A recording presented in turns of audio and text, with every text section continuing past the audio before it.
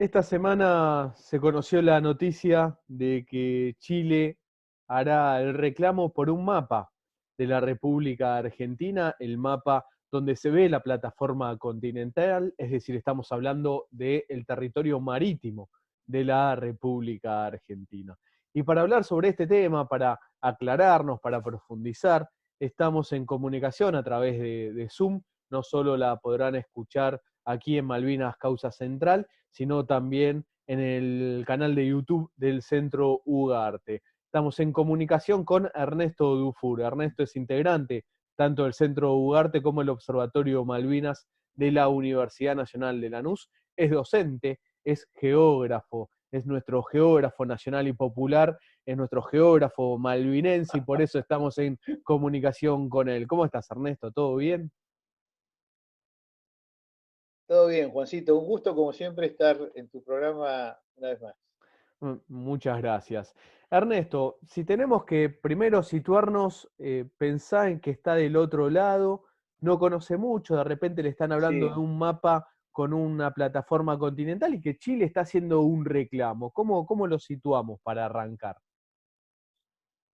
Bueno, yo creo que es importante hacer brevemente un poquito de historia para entender este proyecto de ley que motorizan algunos diputados eh, del oficialismo actual, eh, que también Alberto Fernández, el presidente, eh, había comentado, lo había incorporado en su discurso de Asunción, el proyecto de ley de cambio de la cartografía oficial argentina. ¿A partir de qué? A partir de una política de Estado que se viene desarrollando desde la década del 90, tal vez uno de los pocos ejemplos de políticas de Estado que atravesaron todos los gobiernos de cualquier signo político, que es la presentación argentina ante la CONVEMAR. La CONVEMAR es la Convención de Derechos del Mar de las Naciones Unidas, en la que demuestra científicamente la prolongación de la plataforma continental submarina más allá de las 200 millas náuticas que las Naciones Unidas y el derecho internacional establecen como área económica exclusiva de los estados ribereños, los estados que tienen mar. ¿Qué dice la Convención de los Derechos del Mar de 1982? Aquellos estados que puedan demostrar científicamente, por métodos muy rigurosos de geodesia, geología, geomorfología, la prolongación de su plataforma continental más allá de las 200 millas hasta la milla 350, eh, pueden tener derechos soberanos y o jurisdiccionales en esos espacios marítimos. Y la Argentina, como sabemos, dispone de una de las plataformas continentales más grandes del mundo. Y a partir de la década del 90 hizo un trabajo muy consistente. No cualquier país hace una presentación de estas características. Tiene que haber capacidades estatales y científicas muy fuertes, que la Argentina las tiene. Hizo una presentación en el año 2009 ante la CONVEMAR, que formó una comisión de análisis del caso argentino, aprobó la presentación del caso argentino, dándola por válida, y no solo eso, sino que estableció que la presentación argentina, fíjate vos la solidez científica de esta presentación, se constituye en un caso líder, un leading case, para el resto de los países del mundo. Entonces, ¿el proyecto cuál es? No sé si tenés posibilidad, Juan, de mostrar un mapa, el mapa de la COPLA. La COPLA es la comisión interministerial conformada por el Estado argentino para establecer el límite exterior de la plataforma continental. Si Ahí lo lo podés ver, compartimos. si lo podés mostrar, Acá lo dale. tenemos. Ahí está, mirá. Es tremendo esto, en muchos sentidos. Primero, que nos cambie los imaginarios geográficos y la idea internalizada que tenemos del territorio nacional. Históricamente, conforme a una concepción tradicional de los espacios geográficos, la soberanía solo estaba restringida a los espacios terrestres. Los espacios marítimos, conforme al viejo derecho romano de mare liberum, siempre fueron considerados tradicionalmente como espacios libres de soberanía, espacios libres, digamos, sin dominio estatal. Entonces, ¿qué vemos acá? Vemos el mapa elaborado por la COPLA, la Comisión Argentina del Límite Exterior, que fue aprobada por la CONVEMAR de las Naciones Unidas. Vemos que, lejos de los 2.700.000 kilómetros cuadrados de superficie del territorio argentino continental, más los 965.000 kilómetros del sector antártico argentino, que siempre estudiamos en la escuela primaria y secundaria, lejos de esa superficie, de acuerdo a las nuevas definiciones de territorio por parte del derecho internacional, la superficie argentina, bajo soberanía y o jurisdicción, hay algunas diferencias, conforme al derecho internacional, alcanza la friolera de 10.400.000 kilómetros cuadrados, con la ampliación de los derechos jurisdiccionales argentinos a la milla 350. Toda la parte azul oscura que se ve en el mar argentino, el Atlántico Sur, corresponde al área que se agrega entre la milla 200, que es la zona económica exclusiva, que ya estaba establecida, y la milla 350. Y las Naciones Unidas aprobó esta presentación. Entonces no es un capricho de la nación argentina, sino que es un reclamo legítimo validado por la comunidad internacional a través del derecho, ¿verdad?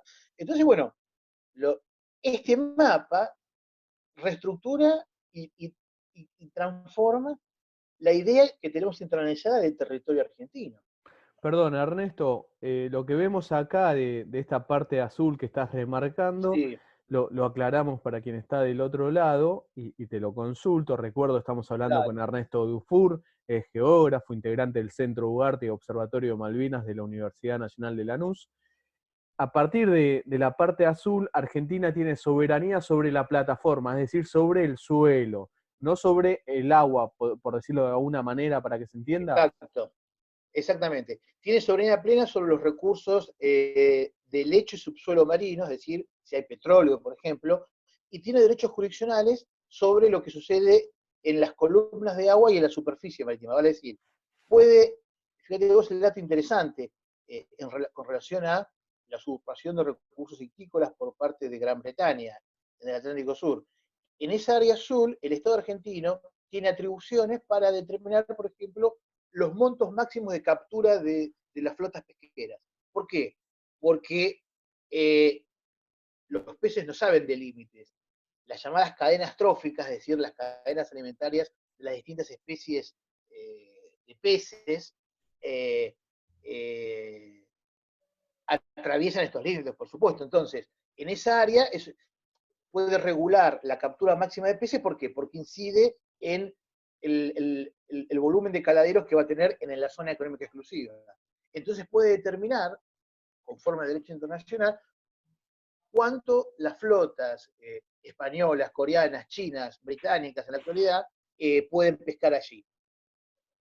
Eso refiere a lo que se llama el derecho jurisdiccional. No tiene soberanía plena, pero sí tiene derecho jurisdiccional para algunas atribuciones, como por ejemplo el umbral de captura de pesca. Bien, justo había sacado el audio, perdón, Ernesto. Sí, Entonces, esto es importante porque Argentina, a partir de un trabajo de muchos años, logra una presentación. Recuerdo que en Malvinas Causa Central, en el 2016, cuando salió la noticia de que se reconoce esta plataforma continental argentina, hablamos con Jorge Tayana, quien había sido el canciller entonces que había presentado la documentación en, como vos remarcás, una continuidad de trabajo. Recuerdo cómo la característica que dio él eran 8 kilos de documentación que presentaron, demostrando que este sí. territorio pertenecía a la República Argentina, con los fundamentos, como decías vos antes, Ernesto, muy importante, remarcando el trabajo de la ciencia que se había aplicado aquí para demostrarlo. Es decir, se reconoce como nuevo mapa de la República Argentina porque es reconocido por un organismo internacional.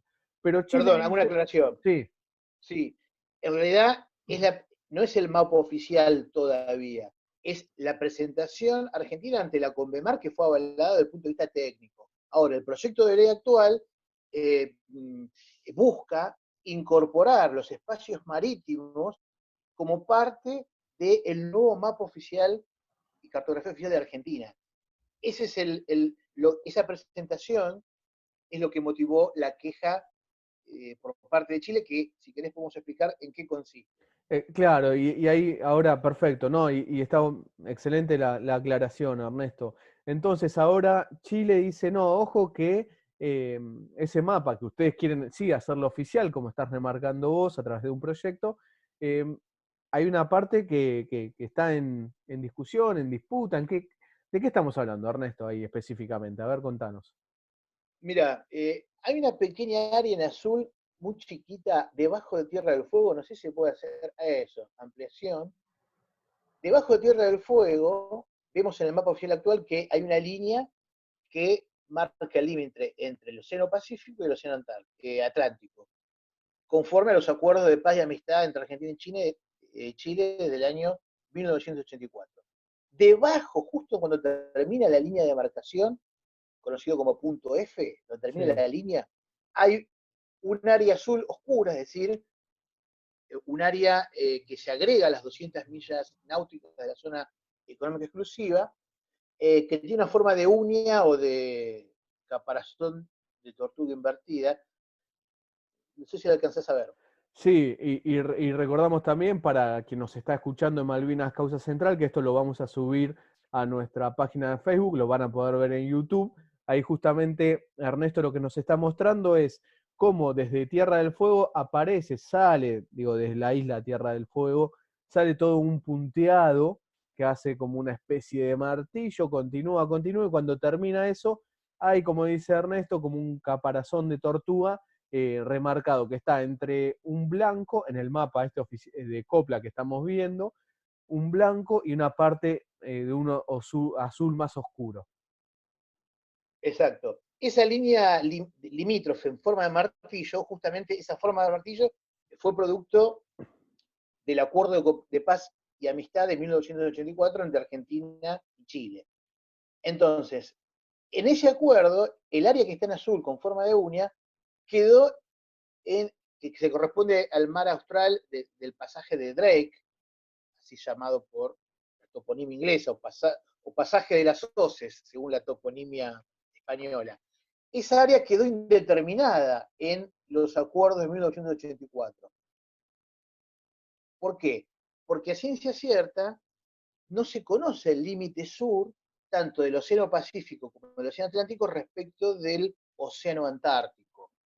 Eh, es indeterminado a nivel internacional. Nadie puede decir con plena autoridad, legitimidad política y pertinencia científica dónde termina el Océano Antártico y dónde comienza el Pacífico y el Atlántico. De hecho, algunos geógrafos u oceanógrafos niegan la existencia del Océano Antártico. Por tanto, en los acuerdos de 1984, esa área quedó indeterminada. Entonces, ¿qué dice la carta de queja que presentó la Cancillería chilena a la Argentina? Dice, Argentina toma una decisión unilateral de atribuirse soberanía en esa área que quedó fuera de los acuerdos de 1984. ¿Se entiende un poco cómo es Sí, el origen de esta disputa? No es disputa, aclarémoslo. Las cartas entre cancillerías, las presentaciones, son moneda habitual de la diplomacia. No significan necesariamente un conflicto per se. Lo que sí, este episodio se da en el contexto de, justamente coyuntural, de las disputas entre Alberto Fernández y el presidente Piñera respecto de la pandemia, el COVID, etcétera, ¿no? sí, de Y cómo se cuentan, etcétera. cómo se cuentan los muertos, los Sí, casos, etcétera. No necesariamente implica un conflicto, sí un ruido, ¿no? Eh, y esto es interesante, si vos me permitís unos minutos, sí, de acuerdo a nuestra perspectiva como observatorio. Es interesante, ¿no? Porque este caso vendría a abonar una nueva edición de la histórica pica y rivalidad histórica entre Argentina y Chile, que solo es funcional a los intereses británicos en el Atlántico Sur y en Antártida. Recordemos que el escenario post-Tratado Antártico, a partir de la década del 40 de este siglo, es pasado mañana en términos históricos y geopolíticos, ¿no? Entonces, bueno, esta tradicional pica está muy instalada en los sentidos y sentires geográficos tanto de los argentinos como de los chilenos, perdón. Esta idea de, repetida hasta el hartazgo, de que por parte de los chilenos, Argentina le robó territorio a Chile, y los argentinos pensamos que Chile le robó parte de la Patagonia Argentina. Estos malos entendidos históricos, siempre funcionales a los intereses extrarregionales, eh, De hace británicos. eh, léase británicos, exactamente, Ujú.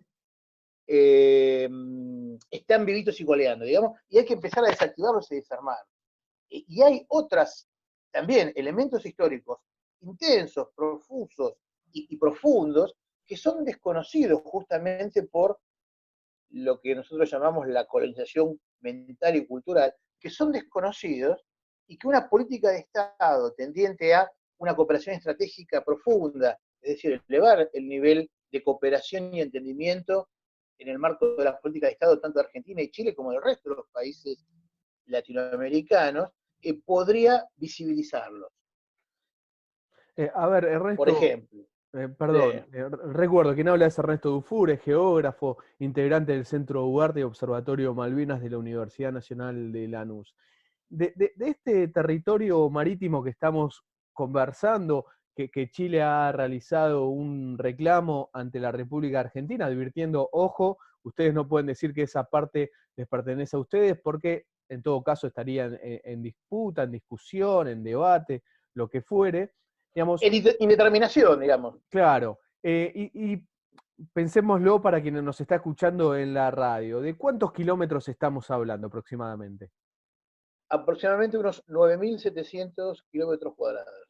Y Argentina podría en el mapa, por ejemplo, decir, bueno, ok, tomamos esto de Chile, entonces hacemos una especie de, no sé, ahí un punteo, un esquivo a ese territorio en disputa, o no es conveniente tampoco. No, por supuesto, lo que es conveniente en términos estratégicos frente al conflicto real de subversión del Atlántico Sur y de la pretensión británica sobre la Antártida, que se sobrepone en su totalidad al sector antártico argentino y en buena parte al territorio antártico chileno. Lo que conviene, digamos, el entendimiento estratégico profundo. En ese marco, si hay que redefinir los límites, se puede hacer perfectamente, como se hizo un sinnúmero de veces en la infinidad de casos de diferendos en la extensísima frontera entre Argentina y Chile desde el siglo XIX hasta esta parte.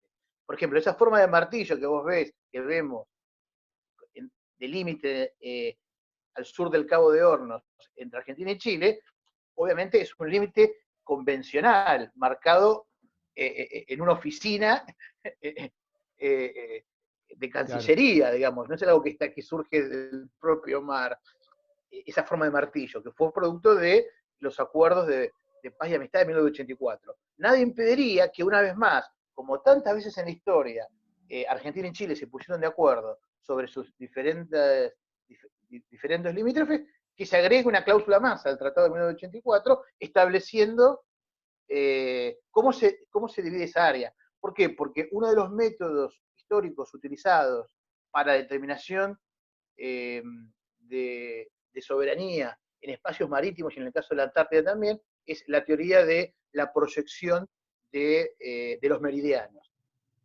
Es un argumento que se utilizó en muchos casos a nivel internacional, en el derecho internacional. Por ejemplo, el punto extremo hacia el oeste máximo de la soberanía chilena son justamente las islas de Picton, Lennox y Nueva, esas tres islitas saliendo del canal de Beagle, que se establecieron de común acuerdo como soberanía chilena en 1984. Si vos proyectás una línea de meridianos, es decir, las líneas verticales, hacia el continente antártico, atraviesa el área de forma de uña. Claro. ¿Se Eh, entiende? Entonces, sí, bueno, Chile puede decir, no, pero esa área indeterminada, de acuerdo a la teoría de la proyección de los meridianos, Chile tiene derechos legítimos. Como en derecho internacional todo es producto de la convención del entendimiento mancomunado, para decir, no hay, el derecho no surge de la propia naturaleza, de los objetos biofísicos de la naturaleza, sino que surge del acuerdo convencional, la mediación política. Bien se puede establecer un acuerdo razonable para ambas partes, estableciendo el límite. De la misma manera que en la Antártida. ¿Por qué? Porque el territorio antártico chileno también se sobrepone en parte al sector antártico argentino. Y acá es importante remarcar los acuerdos históricos entre Argentina y Chile que tienen todavía vigencia porque no hubo ningún tratado que lo desdiga, que son los acuerdos de la Antártida Sudamericana firmados entre Argentina y Chile en 1948 y ratificados por los presidentes Perón y Ibáñez años después. ¿Qué dice ese acuerdo de la Antártida Sudamericana? En consonancia con el proyecto del general Leal, por ejemplo, de latinoamericanizar la Antártida, el continente antártico. El acuerdo establece, y es un acuerdo que sigue vigente, solo está congelado por el Tratado Antártico, pero una vez que se termina el Tratado Antártico, va a seguir teniendo vigencia legal. El acuerdo dice que Argentina y Chile se reconocen derechos soberanos mutuos en el continente antártico, solo restando como elemento a definir los límites exactos por donde pasaría la línea de demarcación. Y esto es un hecho muy significativo, porque los únicos países que reclaman soberanía en Antártida, que son 7, que se reconocen derechos mutuos, son Argentina y Chile. Ni siquiera los países del Commonwealth, Australia, Nueva Zelanda y Gran Bretaña, se reconocen derechos mutuos entre sí.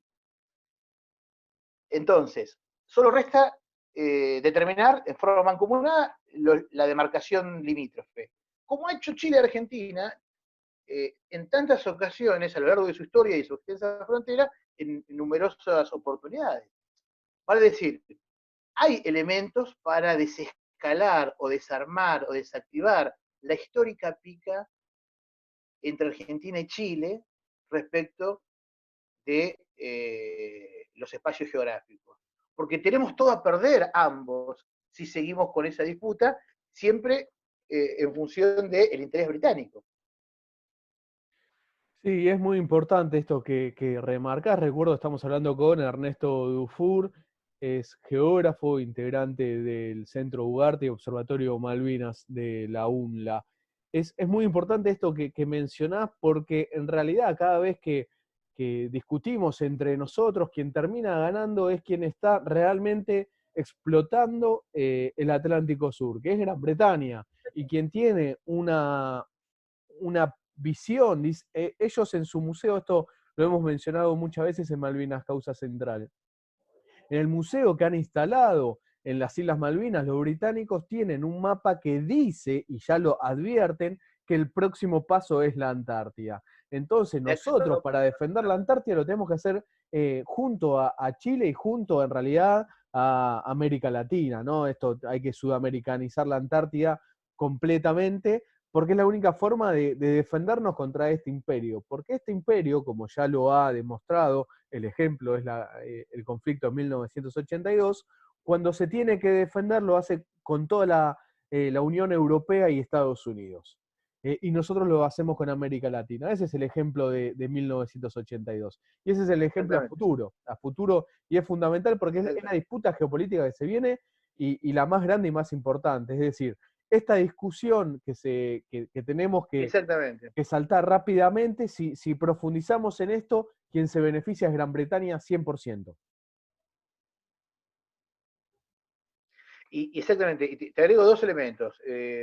Por un lado, actualmente Gran Bretaña, en las islas, tiene un vínculo logístico muy fuerte con Punta Arenas.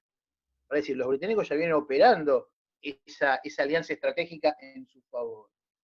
Eso por un lado. Y por otro lado, como bien decís, no hay ninguna posibilidad que ni Argentina ni Chile hagan valer sus derechos soberanos en la Antártida, Argentina en el Atlántico Sur, sino se conforma un bloque de poder que contrabalancee, aunque sea en parte, un contrapoder, un bloque de poder regional que contrabalancee el enorme poder de las fuerzas a las cuales enfrentamos. Y hay mucho para hacer en ese sentido. Un caso histórico, también desconocido por causa de la desmalvinización imperante. En el año 1908, Gran Bretaña, me parece Ahí, que se cortó la Ernesto, señal. se te cortó un ¿Me escuchás? poco. Sí. Retomá, Ah, se cortó. sí, pero brevemente, brevemente, así que ahí retomá la idea. Brevemente, quería, no sé hasta dónde se escuchó, pero bueno, quería rescatar un hecho histórico fundamental que se desconoce casi por completo, producto de la organización imperante.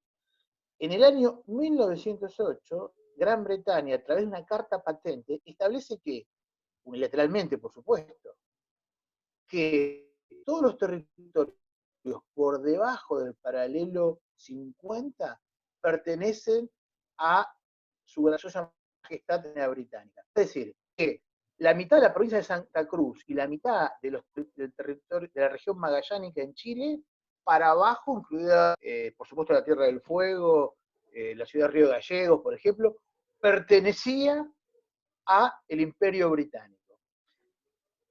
En el año por supuesto, hubo sendas quejas diplomáticas tanto de Chile y Argentina que posibilitaron incluso las primeras conversaciones de cooperación en materia antártica entre Argentina y Chile. Y después, en el año 1917, Gran Bretaña se desdijo con otra carta patente renunciando a esa pretensión. Pero ¿qué fue lo que le hizo cambiar de opinión a Gran Bretaña? La irracionalidad diplomática con base en el derecho internacional, no. Lo que hizo caer de Maduro esa decisión imperial fue no otra cosa que la presencia estatal y productiva en esos territorios pretendidos. Vale decir, la ciudad de Punta Arenas era un centro económico muy dinámico a principios del siglo XX, antes de la creación del canal de Panamá, porque todo el comercio y el tráfico entre el Atlántico y el Pacífico pasaba por el estrecho de Magallanes. Ya había comandancias militares del lado argentino, había estancias, había producción. Vale decir, la presencia estatal, la asignación de recursos, la presencia de actividades productivas y también la identificación territorial por parte de las poblaciones respecto a esos territorios, hizo caer de Maduro, por peso específico propio, esa pretensión imperial. Fíjate vos la importancia de todas esas políticas a la hora de reclamar soberanía en territorios que están bajo disputa, pensando en la Antártida, ¿no? Entonces, es fundamental que se desplieguen en territorio políticas de Estado en un mayor nivel de jerarquía, entendimiento entre Argentina y Chile, y hay mucho para hacer. El general Leal ya proponía la latinoamericanización de la Antártida, lo dijimos, y hay toda una industria antártica que tanto Argentina como Chile, desde Punta Arenas y Ushuaia, pueden establecer en aprovisionamiento de las bases científicas internacionales, actividades turísticas que están desarrollándose. Pensemos que la península antártica está a apenas 900 kilómetros de la Tierra del Fuego, la misma distancia que hay entre Buenos Aires y Mendoza o entre Santiago y Temuco, por ejemplo. Y el resto de los países que también reclaman soberanía están mucho más lejos. Aún aún los países desarrollados implica un enorme costo el desafío logístico que implica tener presencia permanente en el continente antártico, por tratarse de un continente crítico desde el punto de vista ambiental. Entonces, las ventajas comparativas, las ventajas estratégicas del entendimiento entre Argentina y Chile son una carta para hacer valer en el escenario post-antártico que se viene.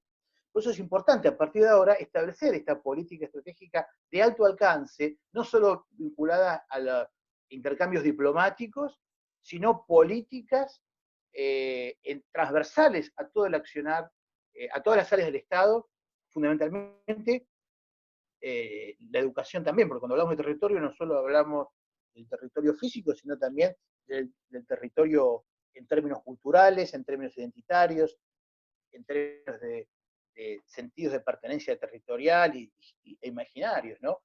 Los argentinos hemos sido formados de espaldas al mar, no tenemos ni idea que también somos un país marítimo.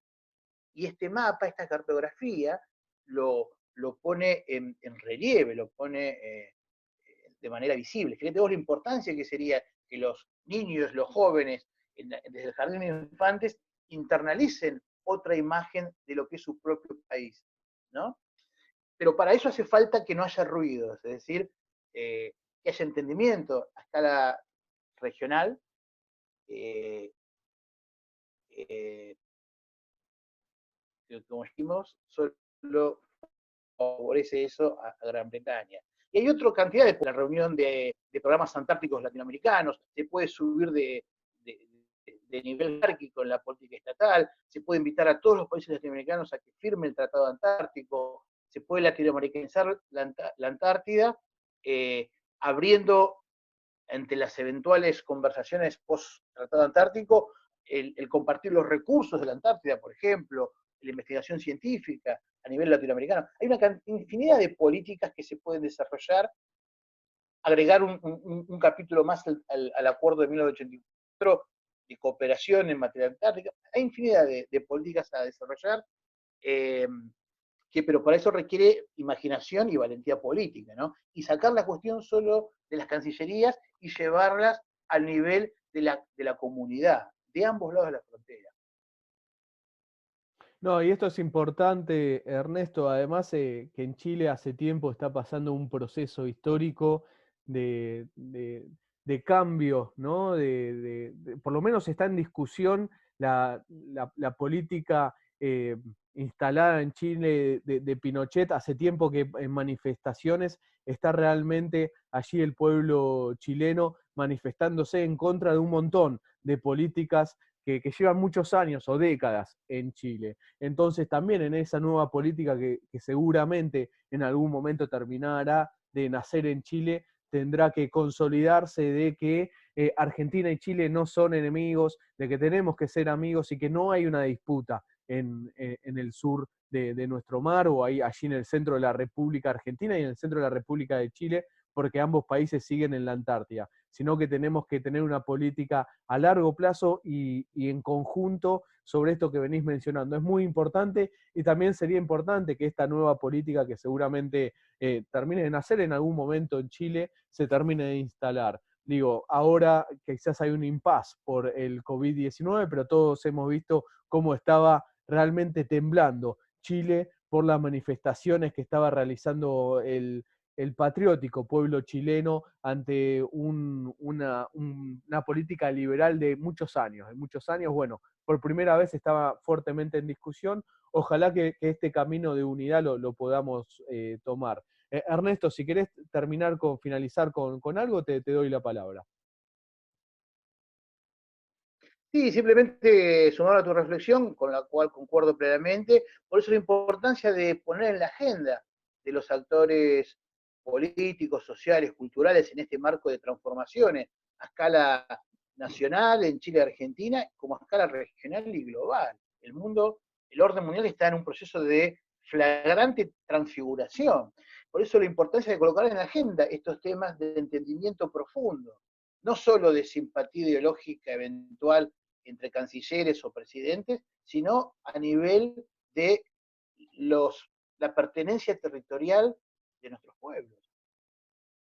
Y desactivar como elemento de agenda central a ambos lados de la cordillera, allende la cordillera, de manera trasandina, es decir, desactivar esta pica histórica que tampoco tiene asidero. Lo último, con esto termino, Juan. Hay un investigador argentino que vivió muchos años en Chile llamado Pablo Lacoste, que tiene un libro fabuloso llamado El que tanto Argentina como Chile pueden ampararse en el derecho de utis possidetis, que es el principio jurídico de que un Estado tiene soberanía legítima sobre un territorio. ¿Por qué? Porque hereda los territorios del viejo imperio español. Tanto la Capitanía General de Chile, en distintos momentos de la historia colonial, como el Virreinato de Buenos Aires, disponen de documentación histórica que los habilitan para ocupar los territorios patagónicos.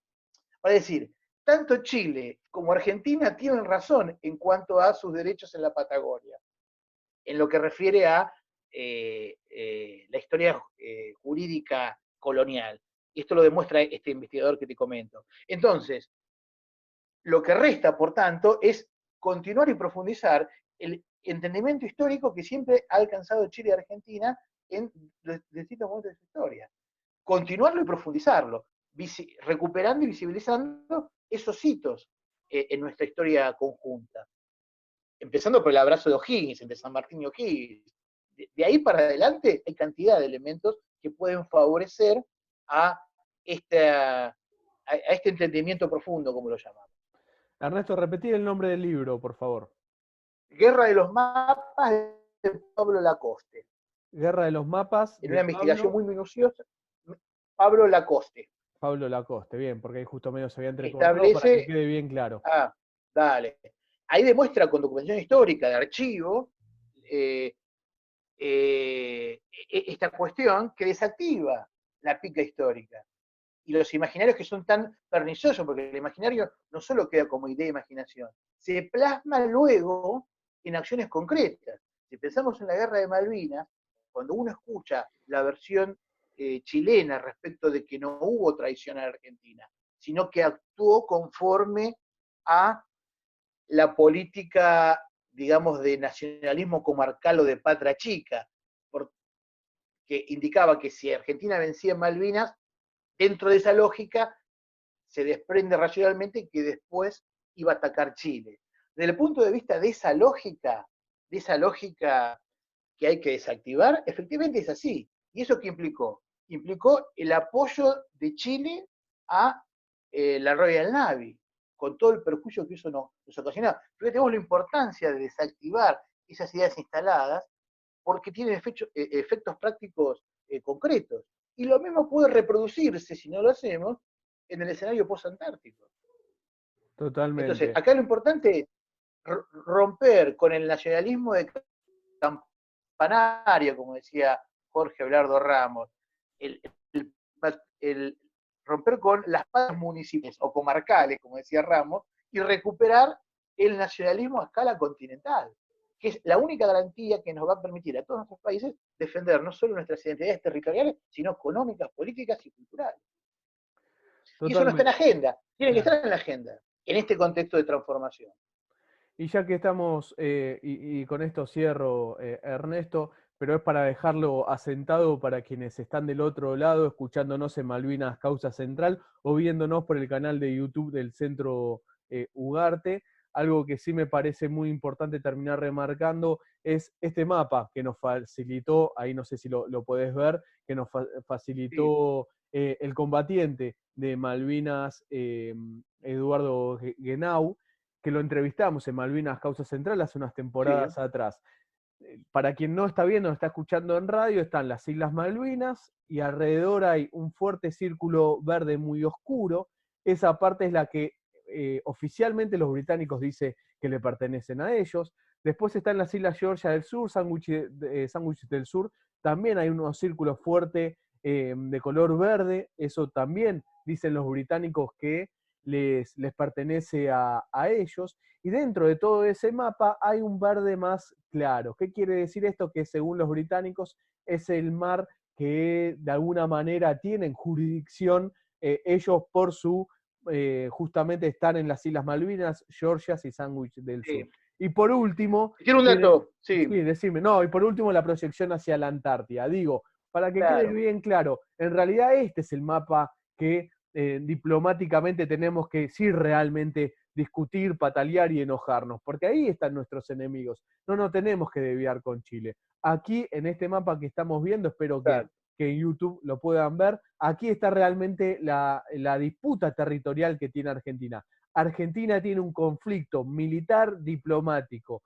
Lo tiene, vamos de vuelta para que quede claro. El otro día vi a una diputada en la reunión que hubo de la Comisión de Defensa, una diputada que dijo que Argentina no tiene hipótesis de conflicto. Bueno, mírelo, ahí está el mapa donde Argentina tiene un conflicto militar y diplomático. Guerra, nunca más, jamás, nunca más. En la guerra muere gente. Yo haría esa aclaración, dos aclaraciones. Primero, por un lado, sería un conflicto diplomático y no estrictamente militar, pero sí un conflicto de defensa. Claro, ¿Por exacto, qué? exacto. Porque el recurso militar es la mejor herramienta de la política exterior. Nadie pretende, cuando dice que América Latina tiene que unirse para hacer valer los derechos de los estados sudamericanos, nadie pretende que eso signifique una recuperación militar de todas las Fuerzas Claro. Armadas latinoamericanas. No, es un conflicto de la política de defensa, porque la defensa, el poder disuasorio, es la mejor herramienta de la política exterior y de la diplomacia. Eso por un lado. Y por otro lado, un dato muy interesante. Como decís, Se quedó ahí en el dato interesante, te el, congelaste, Gran Ernesto. Bretaña, el Reino Unido, presentó ante la Convención, interesante, que el Reino Unido, de la misma forma que Argentina, hizo su presentación ante la Convemar, solicitando la ampliación de la jurisdicción británica de las islas a la plataforma continental. Pero fíjate el dato interesante, la Convemar, las Naciones Unidas, todavía no formó la comisión para el análisis de esa presentación. Y eso es un dato muy significativo, lo cual significa que la aprobación del 11 de marzo del 2016 de la presentación argentina constituye una herramienta fenomenal que fortalece